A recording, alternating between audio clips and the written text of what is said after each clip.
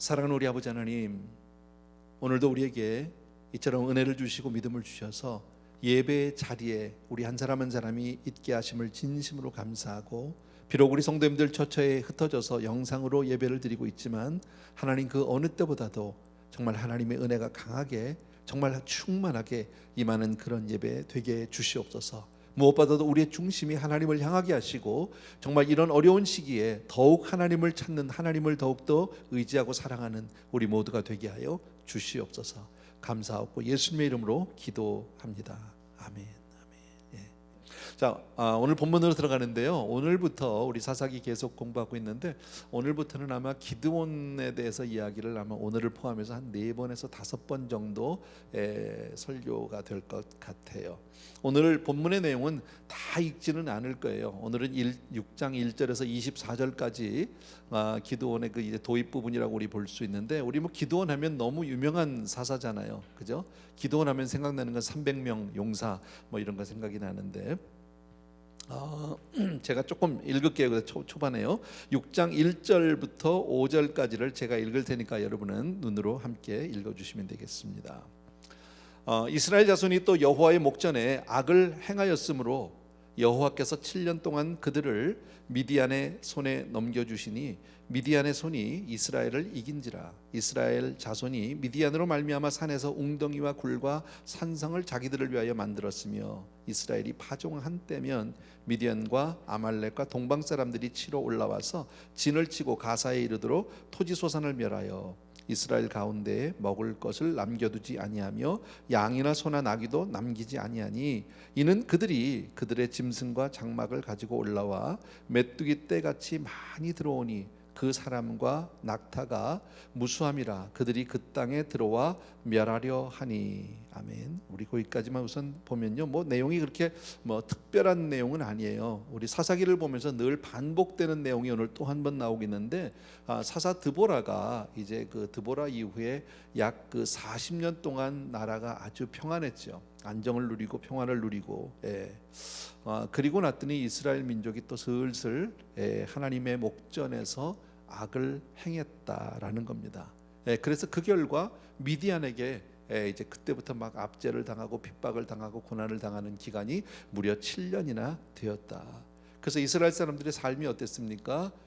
하나님이 살라고 하는 그 땅에 살지 못하고 산에 가서 웅덩이를 파고 굴을 파고 뭐 산성을 만들고 다 숨어 지내는 거죠. 미디안이 무서워서 도망다니고, 뭐 이런 거예요. 왜냐하면은 미디안은 아주 특이했죠. 파종할 때 씨를 뿌릴 때 와서 그냥 다 쓸어버려 가지고 아무것도 먹을 것이 없게 만들어 놓는 거예요.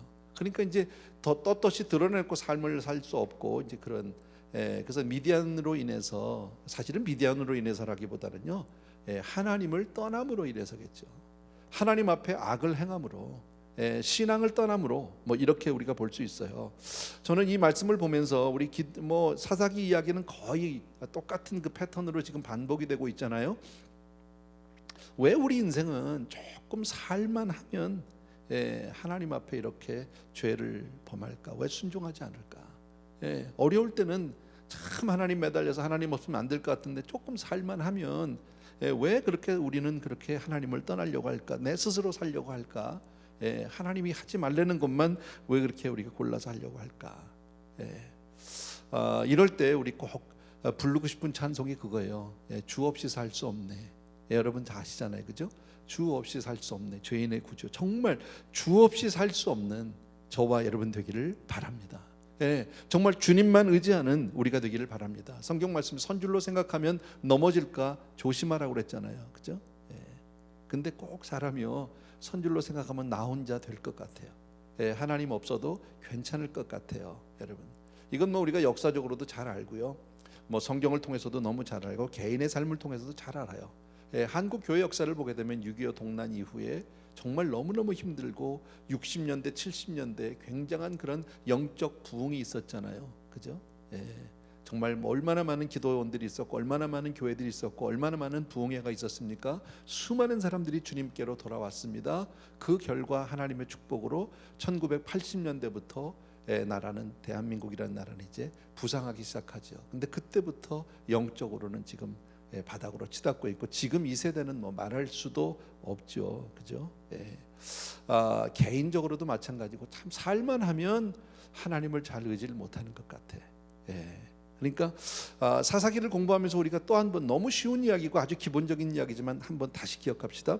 하나님께 순종하지 않는 삶이 결코 잘 살 수 없다라는 거예요.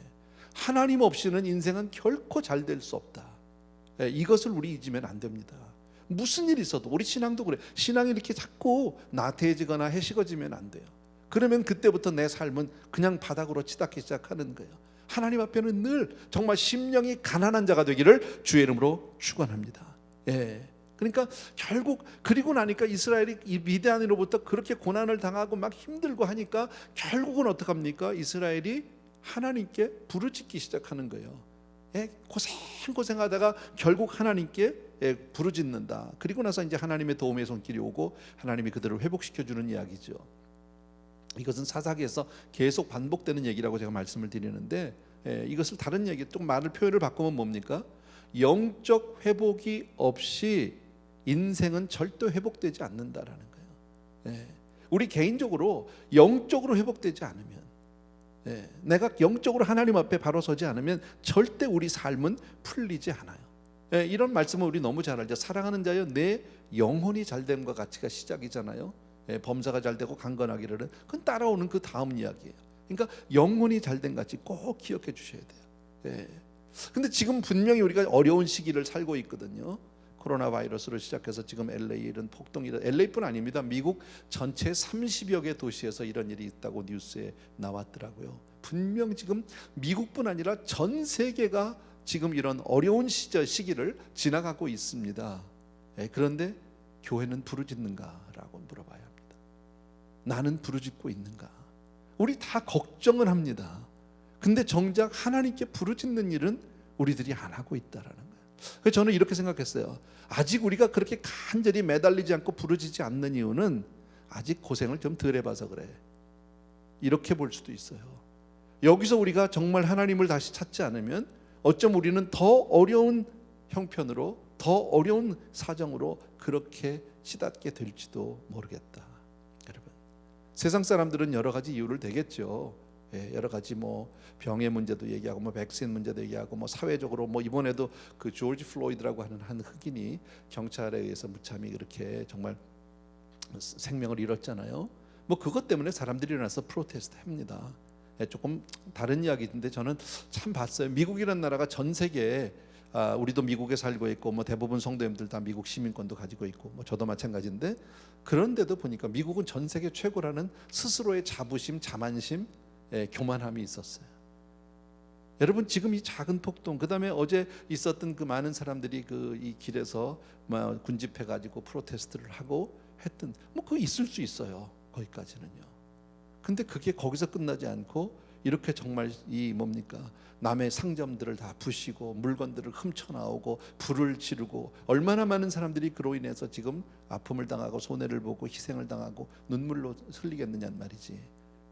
근데 여기에 비해서요, 대한민국은 얼마나 많은 사람들이 광화문 광장에 모였습니까? 근데 이런 일이 한 번도 없었어요. 뭐 한국이 더 낫다, 미국이 더 낫다, 저는 이 얘기를 하려는 건 아닌데, 이걸 보면서 미국은 정말 회개해야 한다. 우리는 정말 하나님 앞에 내가 얼마나 부족한 인생인지를 분명히 깨닫고 정말 하나님을 의지하는 그런 기회로 삼아야 할 줄로 믿습니다. 오늘 본문의 7절부터 10절까지를 제가 읽겠습니다. 이렇게 이스라엘이 부르짖게 되니까 7절부터 읽습니다. 이스라엘 자손이 미디안으로 말미암아 여호와께 부르짖었으므로 여호와께서 이스라엘 자손에게 한 선지자를 보내시니 그가 그들에게 이르되, 여호와께서 이같이 말씀하시기를, 이스라엘의 하나님, 내가 너희를 애굽에서 인도하여 내며 너희를 그 종되었던 집에서 나오게 하여 애굽 사람의 손과 너희를 학대하는 모든 자의 손에서 너희를 건져내고 그들을 너희 앞에서 쫓아내고 그 땅을 너희에게 주었으며, 내가 또 너희에게 이르기를, 나는 너희 하나님 여호와이니 너희가 거주하는 아모리 사람의 땅의 신들을 두려워하지 말라 하였으나 너희가 내 목소리를 듣지 아니하였느니라 하셨다 하니라. 이스라엘이 이렇게 고난 가운데, 환난 가운데, 핍박 가운데 하나님께 간절히 부르짖었습니다. 그랬더니 하나님이 한 선지자, 누군지는 모르지요. 이름이 없으니까요. 한 무명의 선지자를 보내서 경고와 책망의 말씀을 동시에 해주세요. 이게 회복의 시작이에요. 여러분, 부르짖을 때 회복이 시작되는데 하나님의 방법은 사람이에요. 한 선지자, 주의 종을 통해서 하나님은 그 말씀을 하고 있어요. 만약에 하나님이 이때 그냥 내버려 뒀으면 어떻게 됩니까? 그냥 너희들 살게더라, 그냥 너희들 마음대로 살아라 그러고 내버려 뒀다라면 이스라엘 민족은 영영 망할 뻔했죠. 근데 그 가운데 하나님이 그렇게 두지 않고 하나님의 사람에 보낸 것은, 이것은 하나님의 사랑이다. 근데 그 내용은 뭐 간단히 얘기하면 그거예요. 과거에 하나님이 너희에게 어떤 은혜를 베풀어 줬는지, 그거 왜 너희들은 다 잊어버렸니? 왜 그 은혜를 잊어버렸니? 그 얘기입니다. 너희가 지금 이 고생을 하는 것은 바로 은혜를 잊어버렸기 때문에. 다시 말씀드립니다. 하나님의 은혜를 떠나면 인생은 결코 바로 설 수 없다라는 겁니다. 또 다른 말로 얘기하면 회복은 하나님의 은혜를 다시 새롭게 기억하는 데서부터 옵니다. 여러분, 나는 우리 사랑하는 성도님들 모두가 다 그렇게 은혜의 회복의 자리로 나가게 되길 주의 이름으로 축원합니다. 정말 그래서 이럴 때 우리는 더 예배에 힘써야 하고, 더 우리가 기도에 힘써야 하고, 정말 더 하나님의 말씀을 붙들고 살아야 하고, 뭐 앵콜 부흥회도 하고, 그렇게 해서 다시 하나님께로 돌아가는 것만이 우리가 살 길인 줄로 믿습니다. 자, 그렇게 이야기했습니다. 11절과 12절 제가 또 읽습니다. 여호와의 사자가 아비에셀 사람 요아스에 속한 오브라에 이르러 상수리 나무 아래 앉으니라. 뭐 여호와의 사자가 뭐 천사인지 누군지 잘 자세히 모르지만 사실 뭐 긴 표현이 있는데요. 그냥 상수리 나무 아래 앉았어요. 어딘가. 마침 그때에 요아스의 아들 기드온이, 드디어 기드온이 나옵니다. 미드안 사람에게 알리지 아니하려 하여 밀을 포도주 틀에서 타작하더니 여호와의 사자가 기드온에게 나타나 이르되 큰 용사여 여호와께서 너와 함께 계시도다 하매. 아멘. 뭐 이 말씀은 그렇게 뭐 어려운 이야기는 아닌데 조금 이 말씀을 우리가 조금 살펴보기를 원합니다. 천사가 상수리 나무 어딘지는 모르지만 앉았어요. 오브라 뭐 상수리 나무라는데 어딘지 우리 중요하진 않고요. 천사가 앉아 있는데 마침 거기 기드온, 어쩌면 기드온이 있는데 천사가 나타났는지도 모르겠습니다. 천사 뭐 그런데 그때 기드온이 한 일이 뭡니까? 지금 밀타작을 포도주 틀에서 했다. 그렇게 밀타작을 포도주 틀에서 하고 있는데 이 여호와의 사자가 뭐라고 얘기합니까? 여호와의 큰 용사여 여호와께서 너와 함께 계시도다. 이렇게 말을 해주는 거죠, 여러분. 여러 가지 생각해 볼 수 있는데 저는 몇 가지 한번 생각하는 게 이런 겁니다. 자, 지금 여기서 왜 하고 많은 사람 가운데 기드온에게 하나님이 말씀을 하셨을까? 왜 천사가 기드온에게 나타나서 말할 수 있어? 천사가 그에게 찾아왔을까? 하나님은 성실하게 자기의 책임과 의무를 다하는 사람을 찾아갔어요. 일하는 사람. 하나님이요, 할 일 없이 노는 사람을 쓰신 적이 없더라고, 성경에 보니까요.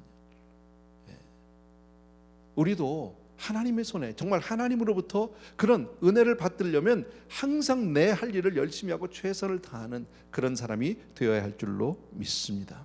여러분, 예를 든다면 다윗을 볼 수 있겠죠. 여러분, 사무엘 선지가 다윗의 집에 간 적이 있어요. 그 아버지 이새에게 가서 너희 아들들 가운데 이제 사울 왕을 이어서 차기 이스라엘의 왕이 될 사람이 있다, 다 불러라. 그래서 다 왔는데 그때 한 사람 다윗만 그 자리에 있지 않고 양을 치고 있었어요. 자기를 하고 있었던 사람이에요. 근데 결국 하나님의 택하심은 다윗에게로 갔던 것을 우리 너무 잘 알잖아요.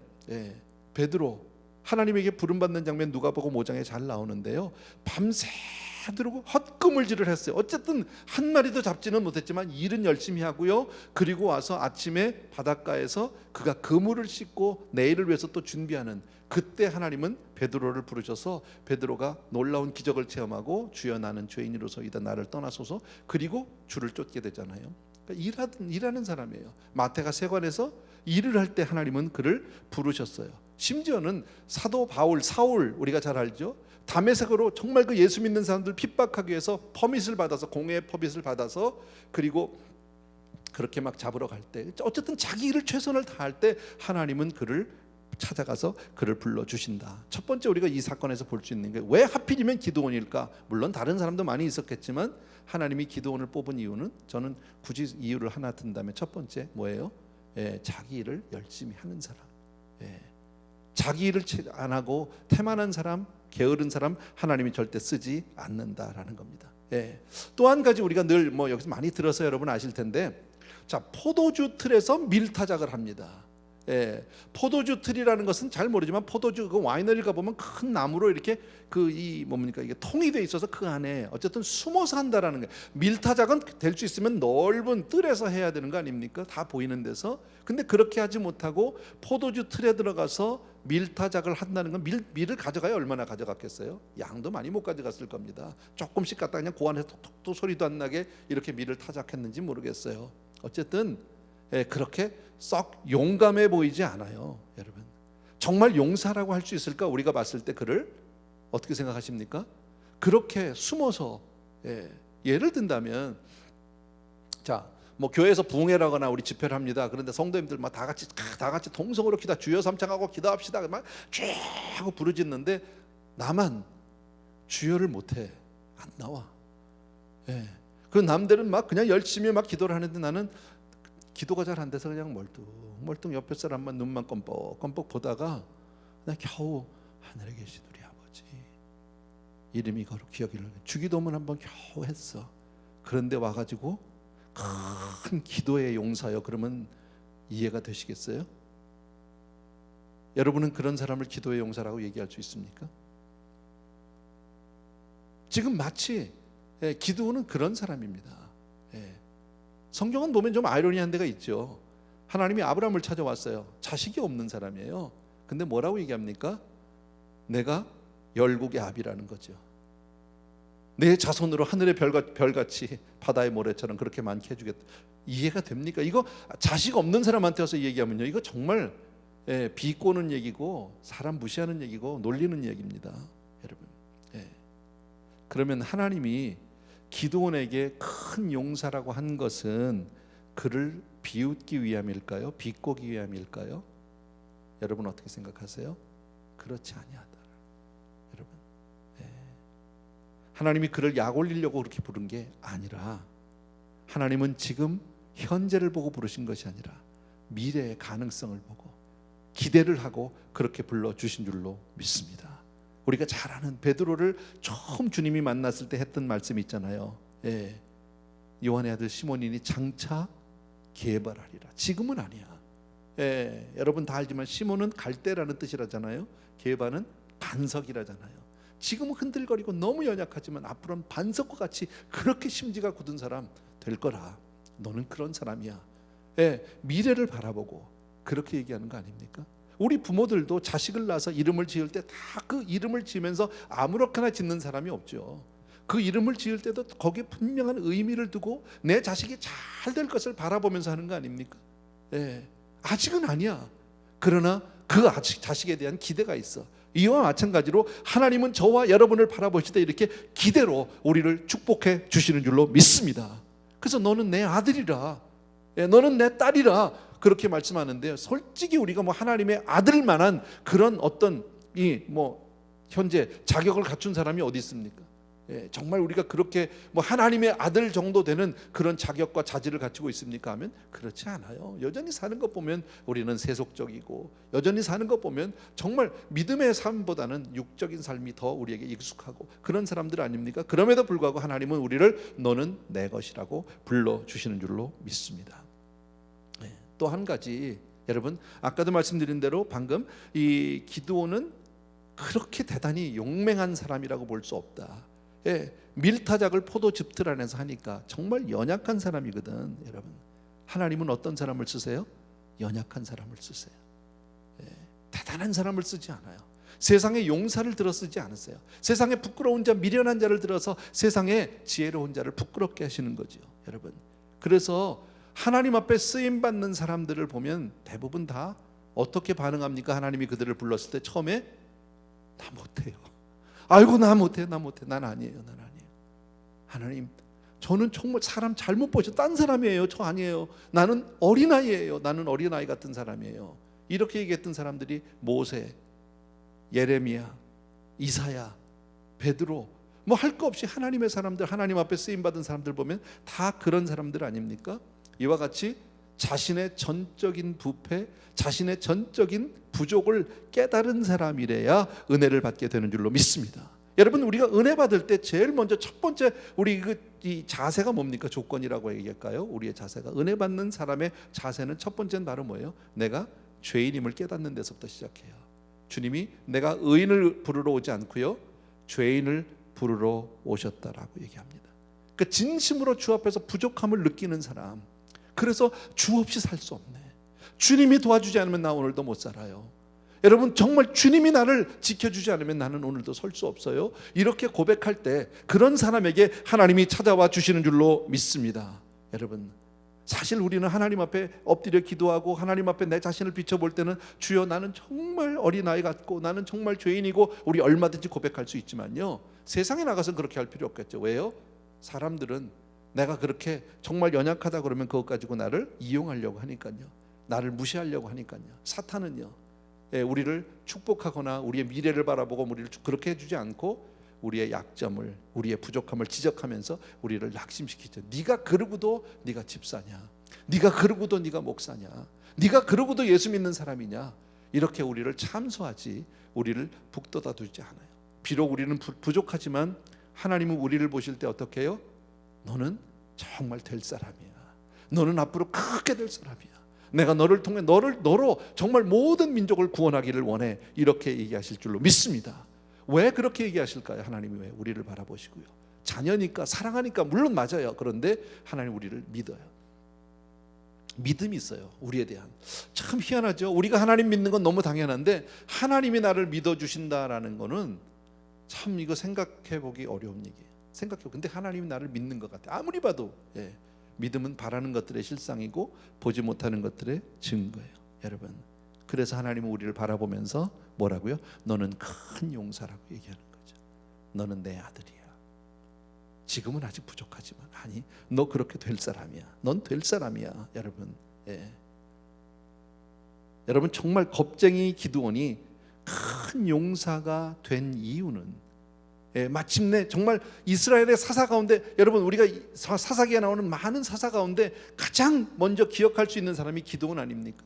기드온 하면 모르는 사람이 없을 정도로 그렇게 유명한 사사가 된 이유는 하나님이 그를 찾아와서 위로해 주셨기 때문이에요.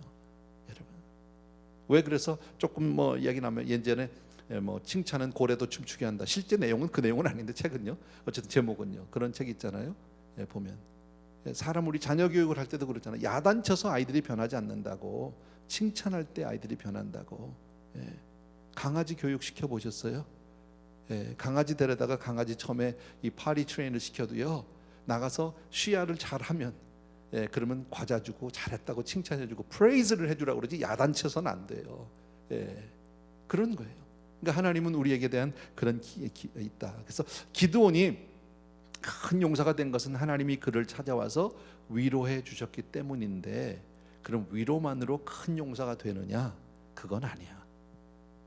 그 내용은 다음 주에 할 거예요. 그 내용은 다음 주에 하는데 아주 중요한 내용들이 다음 주 그 뒷부분에 있어요. 오늘 시간이 없어서 거기까지 못 가서 제가 거긴 잘랐어요. 어쨌든요. 또 한 가지 우리가 성경을 보면서 조금 우리가 궁금할 수 있는 부분이 바로 뭐냐면, 아까 봤던 11절, 12절을 보면 시작이 여호와의 사자가, 12절에 여호와의 사자가 그렇게 돼 있어요. 근데 14절로 넘어가면 여호와께서, 16절을 아직 읽진 않았었지만 16절을 보면 여호와께서, 이렇게 바뀌어요, 표현이. 뭐 그렇게 중요한 내용은 아닌데 왜 여기는 여호와의 사자, 처음에는 마치 천사가 나타난 것 같이 그랬다가 중간에 갑자기 말이 조금 가서 여호와께서 하나님으로 이렇게 바뀌었을까? 그것은 어쩌면 구약 시대 때 우리에게 현현하신 예수님이 나타나셨던 증거를 우리에게 보여주는 게 아닌가. 어쨌든 하나님이 직접 가서 그를 불러주셨다. 또 하나 우리가 읽었던 그 구절 가운데서 중요한 것은요, 12절 아까 읽었는데요, 12절에서 이르되 큰 용사여 그 다음이에요. 다 같이 한번 따라 읽읍시다. 시작. 여호와께서 너와 함께 계시도다. 다시 한번 여호와께서 너와 함께 계시도다. 옆에 있는 우리 사람들, 가족들에게 여호와께서 우리 당신과 함께 계십니다. 한번 축복해 주십시오. 여러분 너무 좋은 거죠. 우리는 늘 아는 얘기입니다. 임마누엘, 우리와 함께 하시는, 하나님이 나와 함께 하심을 믿습니다. 지금 이 어려운 시기지만 하나님 분명 우리와 함께 하심을 믿습니다. 아멘. 여러분 영적인 힘, 능력의 첫 번째, 영적인 힘을 얻는 첫 번째 조건은 하나님이 나와 함께 하심을 믿는 거예요. 주님이 나와 함께 하세요. 정말 얼마나 감사한지 모르죠. 하나님의 임재에 대한 확신이 없으면, 하나님이 나와 함께 한다는 그 확신이 없으면 인생은 불안해요. 인생은 그때부터 염려하고 걱정할 수밖에 없어요. 그런데 하나님이 함께 하신다는 이 믿음이 있으면 어떻습니까? 내 삶 가운데 어떤 환경에서도 우리는 조금 더 흔들리지 않을 수 있어요. 그러니까 하나님이 나와 함께 하신다는 이 믿음이야말로 승리의 시작이에요. 아멘. 여러분 항상 여러분의 삶의 자리에서 정말 하나님이 나와 함께 하심을 믿게 되길 주의 이름으로 축원합니다. 성경 말씀에 내가 내게 명령한 것이 아니라 아니냐, 강하고 담대하라, 두려워하지 말라, 놀라지 말라 말씀하셨잖아요. 내가 너와 함께하는 게 아니냐, 함께하지 않냐. 그러니까 놀라지 말고 두려워하지 마라, 강하고 담대하라. 성경은 우리에게 그렇게 약속해 주시는 줄로 믿습니다. 이게 언제 했던 얘기입니까? 여호수아에게 하나님이 여호수아 1장 9절에서 하신 말씀이에요. 여호수아가 모세가 이제 떠나고 난 이후에 그 어마어마한 종 아닙니까? 정말 보통 능력의 종이 아닌데 그 이스라엘 민족 전체를 이끌고 하나님을 대신해서 정말 40년 동안 그렇게 이스라엘 민족을 이끌고 왔던 모세가 떠났습니다. 그리고 자기가 후임이 된 거죠. 여러분 얼마나 두렵고 떨리겠어요. 그때 하나님이 주셨던 그 첫 번째 말씀이 뭐예요? 내가 너와 함께하는 건 너 꼭 기억해라, 잊지 말아라. 그리고 두려워하고 놀라지 마라, 두려워하거나 놀라지 말아라. 내가 너와 함께한다. 여러분 이 말씀을 주신 줄로 믿습니다. 그러니까 우리는 어느 때 있든지 항상 하나님이 우리와 함께 하심을 잊지 않는 저와 여러분 되어야 할 줄로 믿습니다. 자, 이렇게 말하니까 기드온이 아멘 했느냐? 우리처럼 안 했어요. 13절을 보시면 알아요. 13절 제가 읽습니다. 기드온이 그에게 대답하되 오 나의 주여, 여호와께서 우리와 함께 계시면 어찌 이 모든 일이 우리에게 일어났나이까? 또 우리 조상들이 일찍이 우리에게 이르기를 여호와께서 우리를 애굽에서 올라오게 하신 것이 아니냐 한 그 모든 이적이 어디 있나이까? 이제 여호와께서 우리를 버리사 미디안의 손에 우리를 넘겨 주셨나이다 하니, 기드온이 내가 너와 함께 한다라고 말하는데도 하나님이요 뭐라고 얘기합니까? 아멘이라고 얘기하지 않아요. 그리고 하나님을 원망하고 불평해요. 여러분 정말 하나님이 정말 만약 우리와 함께 있었다면 어떻게 우리에게 이런 일이 있을 수 있습니까? 어떻게 우리 민족이 이렇게 미디안에게 이렇게 정말 힘들고 어렵게 핍박을 당하고 고난을 당합니까? 과거에 우리 조상들이 늘 그런 얘기 했는데 우리가 애굽에 있을 때 우리 조상들이 애굽에 있을 때 하나님이 나타나셔서 하나님이 오셔서 출애굽을 시키고 10번의 재앙이 있었고 홍해를 건너고 광야를 40년을 하면서 그 많은 이적들을 반석에서 물이 나고, 그게 진짜라면 우리가 이렇게 될 수는 없는 거 아닙니까? 믿는 거예요, 안 믿는 거예요? 하나도 안 믿어요. 여러분 의심이 된다라는 거죠. 나는 이거 믿을 수 없어요. 진짜 우리도 왜 그럴 때 있죠. 하나님 정말 있다면 왜 지금 이런 일이 벌어집니까? 왜 우리가 지금, 아니 전쟁 때도 교회 예배를 드렸는데 지금 교회에 모이지도 못하고 예배를 드리지 못한 이 상황이 벌어지고 있는 전 세계가, 하나님 계시면 어떻게 이럴 수가 있습니까? 우리 이런 질문들을, 의심들을 할 수 있지 않겠습니까? 하나님 정말 계시다면 우리를 버린 거 아닙니까? 우리를 미디안에게 팔아먹은 거 아닙니까? 지금 그 얘기죠, 여러분. 이런 신앙적인 의심을 가진 기드온을 본다면 기드온이 얼마나 믿음이 연약하고 미성숙한 사람인지를 알 수 있어요. 큰 용사 아니에요. 지금은요, 여러분 얼마나 미성숙한지 몰라요. 그런데 그때 하나님이 네가 믿음이 없다고 버렸느냐? 그렇지 않아요. 하나님이 그를 내쳤느냐? 그렇지 않고 14절을 보면 그를 설득하고 그를 북돋아주는 내용이 나와요. 14절 제가 읽을게요. 여호와께서 그를 향하여 이르시되 너는 가서 너의 힘으로 이스라엘을 미디안의 손에서 구원하라. 내가 너를 보낸 것이 아니냐 하시니라. 너 가서 해. 이길 수 있어. 내가 너를 보내는 거니까 가서 하면 돼. 이렇게 또 얘기하죠. 15절 또 보겠습니다. 15절 그러나 기드온이 그에게 대답하되 오 주여 내가 무엇으로 이스라엘을 구원해? 아니 내가 뭘로 해요 내가 이거죠. 보소서 나의 집은 므낫세 중에 극히 약하고 나는 내 아버지 집에서 가장 작은 자니다. 무슨 얘기입니까? 나 못해요. 나 못해요. 그리고요 우리 집 정말 별 볼 일 나는 정말 별 볼 일 없는 집안의 출신이고요 그 중에서도 제일 꼴찌예요 여러분. 난 너무 약하고 너무 형편없는 사람이에요. 하나님 난 못해요. 지금 그 얘기 아닙니까 여러분? 근데 참 감사한 게요 우리 인간의 연약함, 인간의 이런 자격이 부족한 자격은 하나님께 아무런 문제가 되지 않아요. 내가 아무리 연약해도 아무런 문제가 되지 않아요. 왜? 승리는 하나님의 능력에 있는 거예요. 인간에게 있지 않아요. 전쟁은 여호와께 속한 것이니 믿습니까 여러분? 여러분 의학이 발달되고 해서 약이 좋아서 낳고 이러는 거 아니에요. 하나님이 하시면 되는 줄로 믿습니다. 정말 이 기드온이 얘기한 건 솔직한 자기의 솔직한 고백이겠죠, 여러분. 바로 그런 사람이에요. 연약한 사람이에요. 자기는 능력자도 아니고요. 자기는 어떤 대단한 무슨 실력자도 아니고 막강한 배경이 있는 사람도 아니고 어떤 유명한 가문의 출신도 아니야. 너무 별 볼 일 없는 사람이에요. 기드온 이야기를 계속 읽어보면요, 오히려 그의 집은 그의 집에서 바알을 우상을 섬겼던 집이에요. 하나님이 쓰시기엔 너무 합당치 않은 사람이에요. 그리고 평범한 농부에 불과했던 사람입니다. 아무것도 아닙니다. 그런데 하나님이 쓰시겠다고 하잖아, 여러분. 하나님이 전혀 예상치 않을 때 그를 찾아왔어요. 그리고 그를 사용하시겠다고, 그를 통해서 이스라엘을 구원하시겠다고.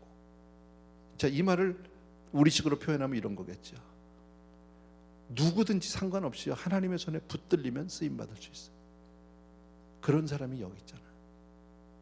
여기 있잖아요. 여기 누구든지 대단한 실력자도 아니고, 대단한 능력자도 아니고, 가진 것도 없고 배운 것도 없고, 근데 하나님이 쓰시겠다고 붙들어 주시면 쓰임 받게 되는 줄로 믿습니다. 여러분, 우리 목회자들이 지금 우리 같이 교회 안에 있는데 목회자들한테 저는 이 말씀 드리고 싶어요. 목회는 정말 하나님 은혜가 없으면 못해요. 할 수 없어요. 세상 일은 여러분 어떤 일이라도 한 20년 30년 하면 그 방면의 전문가가 될 수 있어요. 그잖아요. 무슨 일이든지 자신이 생길 수 있어요. 저 거의 30년 넘었어요. 사역한 지가. 강단에서 설교한 지가 30년이 넘었어요. 그런데 그렇게 오래 했다고 볼 수도 있고, 일주일에도 몇 번씩 설교를 하고 수많은 책들을 뒤져보고 공부하고 했는데도요, 설교로 준비할 때마다 늘 아는 게 없어. 단에 쓸 때마다 두렵지 않은 적이 단 한 번도 없었어요. 앞으로도 그럴 거예요. 이건 저만 그런 게 아니라 누구도 마찬가지예요. 누구도. 세상 일 같으면 여러분 한 20, 30년 하면 전문가 아닙니까? 자다가 찔러도 나올 거 아닙니까? 설교는 그게 안 돼. 강단에서 주님을 이 주의를 하는 것은 그게 안 되더라고. 하나님이 붙들어 주지 않으면 할 수 없는. 그래서 목회는 하나님의 도우심 없으면 할 수 없다. 꼭 기억해 주셔야 해요. 오늘 됐다고 내일 된다는 보장이 없고요. 오늘 잘했다고 내일 잘할 수 있는 보장이 없어요. 아무도 없어요. 16절. 이렇게 부정적으로 나 아무것도 아니라고 못한다고 하니까 16절에 여호와께서 그에게 이르시되 내가 반드시 너와 함께하리니 내가 미디안 사람 치기를 한 사람을 치듯 하리라. 똑같은 얘기. 내가 반드시라고 또 강조까지 해주셨죠. 여러분, 반드시 내가 너하고 함께한다. 여러분, 다시 한번요, 하나님이 함께하시는 것이 승리의 기초예요. 아멘. 정말 우리 교회는요, 하나님이 함께하는 교회가 돼야 되고요, 우리 사랑하는 성도님들은 하나님이 함께하는 가정이 돼야 하고, 여러분의 삶은 어디 있든지 하나님과 같이 가는 그런 사람이 돼야 할 줄로 믿습니다. 주님이 약속해 주셨잖아요. 내가 세상 끝날까지 너희와 항상 함께하리라 그랬잖아. 항상 함께하리라. 아까도 얘기했지만 이사야서 41장 우리가 너무 잘 아는 구절 아닙니까? 두려워 말라, 내가 너와 함께함이라. 놀라지 말라, 나는 내 하나님이 되면. 두려워 말라, 내가 너하고 함께하는 것부터 시작해요. 예, 두려워 말래요. 내가 너와 같이 있는데 왜 두려워하니? 분명히 환경적으로 두려운 거예요. 그러나 내가 너와 함께한다. 지금요 두렵죠. 사업을 할 수 없고 직장을 나갈 수 없고 레이오프 되신 분들도 있을 거고, 우리 성도님들 중에도 어려움 당하는 분들이 많이 계세요. 오늘 또 아까 얘기했지만 어제 이런 그 폭동으로 인해서 또 가게에 큰 피해를 본 우리 성도님도 계세요. 그러나 주님이 뭐라고 말씀하십니까? 두려워 말라는 거예요. 두려워 말라. 내가 너와 함께함이라. 여러분, 보이는 것보다, 내가 의지할 재물이나 물질보다, 환경보다 하나님이 함께하심이 복인 줄로 믿으셔야 합니다. 아멘. 예. 17절에서 24절인데 이거 제가 조금만 읽겠습니다. 시간이 좀 지났네요.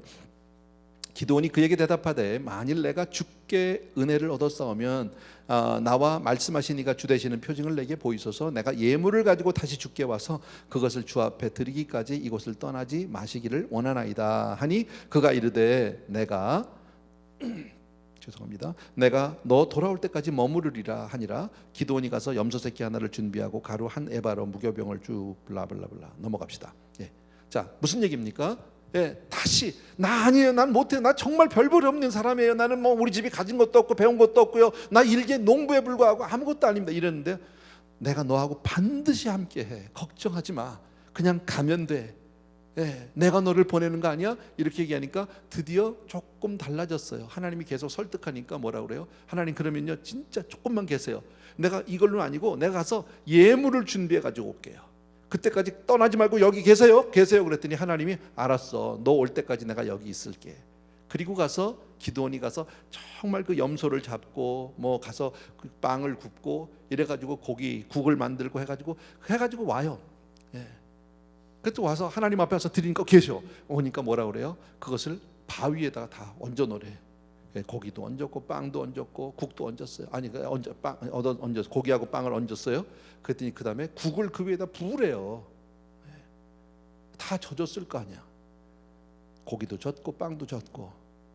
그런데 여호와의 사자가 그때 지팡이를 딱 그쪽으로 대니까요, 불이 지팡이에서 나온 게 아니라 바위에서 나왔어요. 확 올라왔어요. 바위에서요. 그냥 새카맣게 태워버렸어요. 예. 그걸 보고 있던 그 기드온이 얼마나 놀랬겠습니까? 진짜잖아, 진짜. 예. 혹시 불이 지팡이에서 나왔으면 혹시 저게 라이터인가 뭐 이렇게도 생각할 수 있지 않을까, 요즘 우리식으로 하면요. 근데 그게 아니라 바위에서, 그것도 거기다 국을 다 부어놨으니까 불도 잘 안 붙어, 다 젖어서. 원래는요 물 부어놨는데 뭐가 붙겠습니까? 근데 이게 불이 얼마나 세게 올라오는지 그냥 막 확 다 타가지고 아무것도 없어요. 재만 남았어요. 그때 기드온이 그 앞에서 엎드려지죠. 예. 그가 하나님이신 줄 알고 두려워 떨었다. 자기가 하나님을 직접 대면해서 보았으니까 난 이제 죽었다. 예. 진짜 하나님의 임재를 경험한 거죠, 여러분. 예. 그때 하나님이 기드온에게 이렇게 얘기합니다. 안심하라, 두려워 말라. 여러분, 주님의 임재를 체험하는 첫 번째 확인은요, 평안이에요. 은혜 받으면 평안이 오는 거예요. 아마 많이 경험해 봤을 거예요. 내가 하나님의 은혜를 받고 나니까 환경은 아무것도 달라진 게 없는데 내 마음 가운데 뭐가 있어요? 평안이 있어요. 내 마음 속에 있는 참된 이 평안은 누구도 빼앗을 수 없네. 그렇죠? 누구도 빼앗을 수 없어요. 평화로다 하늘 위에서 내려오네. 네. 그리고 나서 기드온이 한 얘기가 여호와 샬롬, 평화했다라는 거죠. 하나님과 평화를 얻었다. 여러분, 우리의 삶이 항상 하나님과 평화의 관계가 되어야 할 줄로 믿습니다. 좋은 관계가 되어야 하는 거죠. 하나님을 늘 두려워만 해도 안 되겠고요, 하나님을 너무 가볍게 여겨서도 안 되겠고요. 그러나 하나님께서 주시는 그 평강 가운데서, 그 은혜 속에서 정말 우리의 삶이 붙들려 있게 되길 주의 이름으로 축원합니다. 그렇게 하려면 뭘 봐야 돼요? 기드온이 어디서 여호와 샬롬이라고 고백을 합니까? 바위에서 나온 불이 확 자기가 드린 예물을 다 태워버리는 거예요. 다시 말씀드리면, 우리가 그런 평안을 얻으려면 예배를 통해서 하나님의 불을 보아야 한다라는 거예요. 예배 가운데서 내가 하나님의 임재를 경험해야 한다. 이런 감격, 하나님의 임재를 보는 그 순간에 나는 죄인이로소이다예요. 죽었다, 이 표현이 나오는 거죠. 여러분, 나는 이제 죽었구나. 여러분, 하나님을 잘 모르면 그 앞에서 까불 수 있어요. 하나님이 어디 있어요? 하나님 있으면 이럴 수는 없지. 까불 수 있어요. 이렇게요. 정말 하나님이 하나님이라면 뭐 옛날에 뭐 우리 민족 다 그렇게 했다면요, 뭐 출애굽도 시켰다면요, 이렇게 까불 수 있는데 진짜 하나님을 경험한 사람은 까불 수 없어요. 여러분, 우리가 보통 이런 얘기하죠. 아유, 나만큼만 살라고 그래. 나만큼만. 세상에 뭐 그렇게 안 하는 사람이 어디 있어. 그래도 나 정도면 괜찮지. 뭐 이렇게 우리 고백할 수 있는데요, 진짜 하나님을 만나고 나면, 하나님을 경험하면 스스로 의롭다 할 자가 있을까요? 나라는 사람을 속속들이 머리끝부터 발끝까지를 다 꿰뚫고 내 속사정까지도 나의 생각까지도 모든 걸 다 아는 그분 앞에서 내가 괜찮다고, 나 정도면 괜찮다고 얘기할 수 있어요? 없어요. 여러분, 절대 교만할 수 없어요. 그런 우리, 하나님을 하나님으로 알고 하나님을 경험하는 우리, 그런 자에게 하나님은 평강을 주시는 줄로 믿습니다. 여러분, 주와 함께하는 것, 이것보다 더 잘 사는 법은 없어요. 오늘 여러 가지 얘기가 나와서 조금 얘기가 산만해졌는데요, 여러분 다시 한번 말씀드릴게요. 주 없이 우리 못 살아요. 어떤 경우에도 하나님 떠나면 절대 인생은 잘 살 수 없어요. 그것이 성경이 우리에게 반복적으로 끊임없이 우리에게 말씀해 주시는 거고요. 그런 가운데서 하나님, 우리가 부르짖으면 하나님 반드시 사람을 통해서 말씀을 보내주세요. 하나님이 누구신지를 기억하고 하나님의 은혜를 기억하고 너희가 어떤 사랑을 받았고 어떤 은혜를 받았는지를 기억해보라는 거예요. 기억해내라는 거예요. 다시 돌아오라는 거예요. 하나님을 의지하라고. 여러분, 그게 안 믿어져서 하나님하고 옥신각신 신경이 했지만 결국 하나님의 불을 보는 순간, 정말 저와 여러분, 우리 사랑하는 성도님들 한 분 한 분이 예배 가운데 하나님의 불을 보게 되길 주의 이름으로 축원합니다. 하나님의 임재를 경험하게 되길 주의 이름으로 축원합니다. 그런 사람은 하나님 앞에 정말 우리가 두렵고 떨리지만 하나님이 내게 주시는 평강이 임하게 될 줄로 믿습니다. 여호와 샬롬. 아멘. 아멘. 우리 찬양 하나 드리면서 잠깐 기도하고 우리 마치려고 하는데, 오 나의 자비로운 주여 하는 그런 찬양 있죠.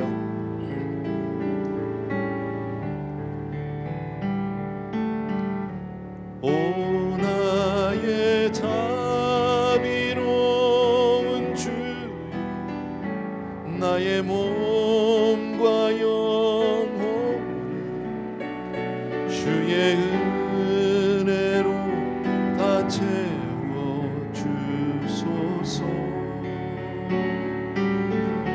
이 세상 괴로움 걱정 근심 주여 받아주시고, 힘든 세상에서 인도하소서. 예수 예수 예수, 오 예수, 지금 오셔서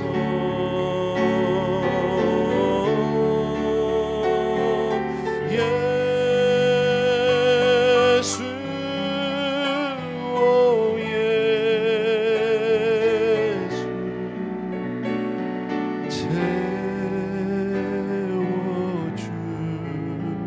채워주소서. 반주해 주시고요, 우리 한번 같이 기도합니다. 오늘 주신 말씀 여러분 다 기억하셨을 텐데, 하나님, 내가 더욱 주님을 의지하게 도와주시기 원하고, 주님이 나와 함께 하심을 내가 온전히 깨닫고 경험하는 주의 임재를 떠나지 않는 내 삶 되게 도와주시옵시고, 더 나아가서 우리 사랑하는 자녀들 하나님 은혜 가운데 믿음 가운데로 잘 양육할 수 있도록, 항상 내 가정이, 우리 교회가, 우리 이 사회가 하나님의 임재를 벗어나지 않는 그런 우리 모두가 되게 해달라고 이 시간 잠시 한번 기도하겠습니다. 같이 기도합니다. 사랑하는 내 아버지 하나님, 능력의 내 아버지 하나님, 오늘도 우리 사랑하는 성도님들의 은혜를 진심으로 감사하고 기도합니다. 아버지, 오늘도 주신 말씀을 통해서 한 사람 기도를 통해서 하나님, 정말 이 시대를 아버지 하나님 우리에게 주시는 메시지들이 있었습니다. 아버지 하나님, 이 말씀을 맞습니다. 주 없이 살 수 없어서 오늘도 주님 앞에 나온 귀한 성도님들을 기억해 주시기 바라고, 우리 삶 속에 주님이 모든 것 되시고 전부 되심을 진심으로 감사드립니다. 내 삶이 온전히 주의 손에 붙들리게 하여 주옵소서. 의심하지 않게 도와주옵소서. 나의 형편과 사정을 보는 것이 아니라, 나의 환경을 보는 것이 아니라 주의 손에 붙들리고 주님 부르심 받으며 주의 말씀 받은 자가 아버지 앞에 세상을 넉넉히 이기게 되는 줄로 믿습니다. 사랑하는 내 아버지, 우리 자녀들 축복해 주시기 원하고, 이 어렵고 힘든 시절을 지나고 있는 우리 모든 성도들을 주의 품에 안아주시기 원하고, 정말 저들을 위로하여 주시기를 간절히 소원합니다. 할렐루야. 사랑하는 내 아버지, 능력의 우리 아버지 하나님, 귀한 성도님들 오늘도 예배 자리에 모든 이들을 주여 축복하여 주시옵소서. 감사를 드립니다. 끝까지 믿음으로 살게 하시고 주님만 바라보고 주님만 의지하는 우리 귀한 성도님들 다 되어줄 수 있도록 은혜를 베풀어 주옵소서. 감사합니다. 아멘. 조용히 우리 자리에서 일어나셔서 다시 한번 오나의 자비로운 주, 나의 몸과 영혼 주님 은혜로 다 채워주소서.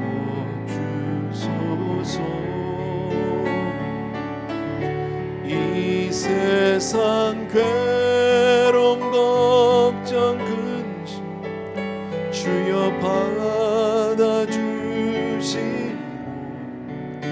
힘든 세상에서 인도하소서.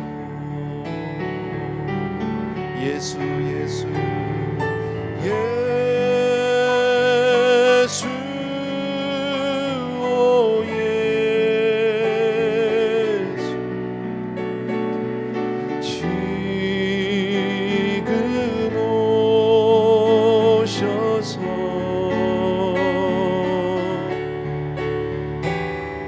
예수 오 예수,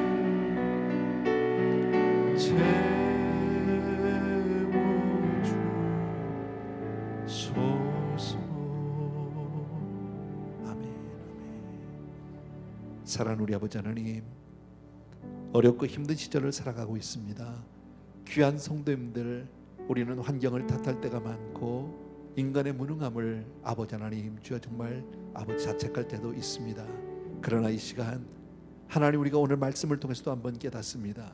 나 자신을 보거나 환경을 보지 아니하고 오직 주님을 바라보는 믿음의 눈 열어 주시옵소서. 아버지 하나님, 어렵고 힘들수록 주의 품으로 달려가는 성도님들 되게 도와 주시옵소서. 주 함께 하시면 능치 못함이 없을 줄로 믿습니다. 나의 환경이나 자격이나 조건을 보는 것이 아니라 하나님 한 말씀에 우리의 삶을 드리게 도와주시기 원하고, 그 말씀을 붙들고 승리하는 성도님들 다 되어줄 수 있도록 도와주시옵소서. 무엇보다도 하나님이 나와 함께 하심을 조금 더 의심하지 않고 온전히 믿는 그런 은혜 허락하여 주시기 원하고, 예배 가운데 불을 보게 하여 주시옵소서. 오늘도 귀한 성도님들 한 분 한 분 하나님 귀한 예물 정성껏 준비했고 그렇게 올려드립니다. 주님 받아 주시옵소서. 귀한 성도님들의 헌신과 삶을, 고백을, 우리의 모든 아버지 하나님의 정말 사랑을 주님 받아 주시옵소서. 이제는 우리 주 예수 그리스도의 은혜와 하나님 아버지 그 무한하신 그 사랑하심과 성령님의 오늘도 기름 부어 축복하시는 여호와의 샬롬의 놀라운 은혜를 주시는 은혜가 이 시간 예배 자리에 나온 모든 사랑하는 성도님들 위해와 그 자녀들 위해와 하시는 모든 기업과 하시는 모든 일 위에 이제로부터 영원토록 함께 계실지어다. 아멘.